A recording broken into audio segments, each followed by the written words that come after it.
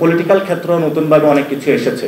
আপনি যখন 93% মুসলমান রাজনীতির কথা বলবেন, তাহলে বাকি 10%-এর রাজনীতির কথা আপনার উচ্চারণ করতে হবে। যখন স্টেট আকারে বলবেন, মডার্ন স্টেটের ক্ষেত্রে সেখানে খেলাফত মুলুকিয়ার যে মওদুদী সাহেব যে বইটা লিখেছিল, সে মডার্ন ইখওয়ানুল মুসলিমিন যে ধারণা নিয়ে এসেছিল, সেটাও যেমন বাংলাদেশে বিরাজ করে। দেওবন্দি দ্বারার যারা রাজনীতি করেছিল, জমিয়ত ওলামা ইসলাম হিন্দ থেকে মাহমুদুল হাসান অথবা নদভী সাহেবরা, সেখানেও ওনাদের একটা ধারা বিরাজ করে। অথবা সুফিজম যারা ইসলাম এখানে বিস্তার করেছিল, তাদেরও স্টেট আইডিয়া আছে। আপনি যখন মধ্য এশিয়ার যে রাষ্ট্রগুলোতে যাবেন, বোখারা, সমরকন্দ, ওই দেশগুলোতে কিন্তু তারা এই ধারাগুলো দ্বারা অনেক বেশি ইনফ্লুয়েন্স।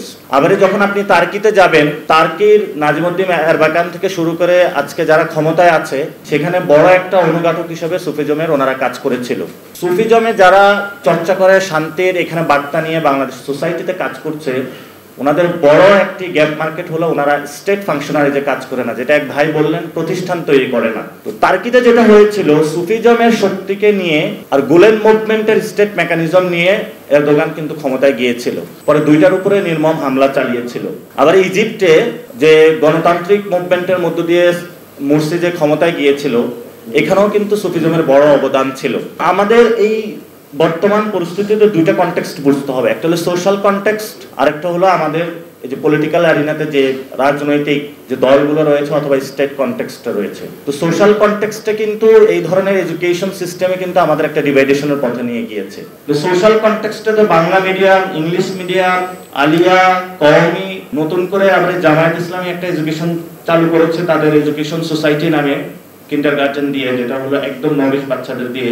অসংখ্য ধরনের এই ধরনের বাংলাদেশের এডুকেশন সিস্টেম নিয়ে এসে আমাদের সোসাইটাল আকারে, যেখানে আমাদের সোশ্যালের একটা বড় ইনস্টিটিউশন এডুকেশন সেক্টর, সেখান থেকে তো আমাদের ডিভাইডেশনটা শুরু হয়ে যায়। এবং আমরা যখন মাদ্রাসায় পড়াশোনা করতাম, সেখানে হলো মুনাজারা হতো।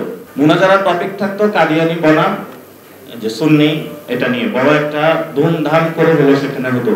তার পরবর্তীতে অনেক ব্যানার গঠিত হলো বাংলাদেশের খতমে নবুওয়াত, সেখানেও দেখলাম অনেক মারামারি হলো, কাটাকাটি হলো। বড় হতে সেখানে যে মিলাদ কিয়াম জায়েজ আছে নাকি নাই, তারপরে হলো আপনার কবরের কাছে গিয়ে সে প্রার্থনা করবে নাকি করবে না।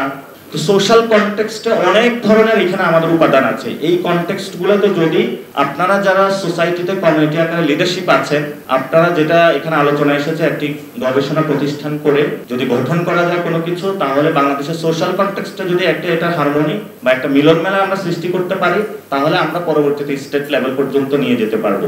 বাংলাদেশে আসলে এই মাজার খানকা রিলেটেড একটি কমিশন গঠন করা প্রয়োজন, যেই কমিশন গঠনের মধ্য দিয়ে কনফ্লিক্ট যেগুলো হবে সেগুলো রেজুলেশন হবে, এবং আমাদের সোশ্যাল হারমোনিতে কিভাবে সোশ্যাল কনটেক্সট থেকে স্টেট পর্যন্ত যাওয়া যায়, সেই ক্ষেত্রে আমরা একটি ওয়ে আউট বের করতে পারবো।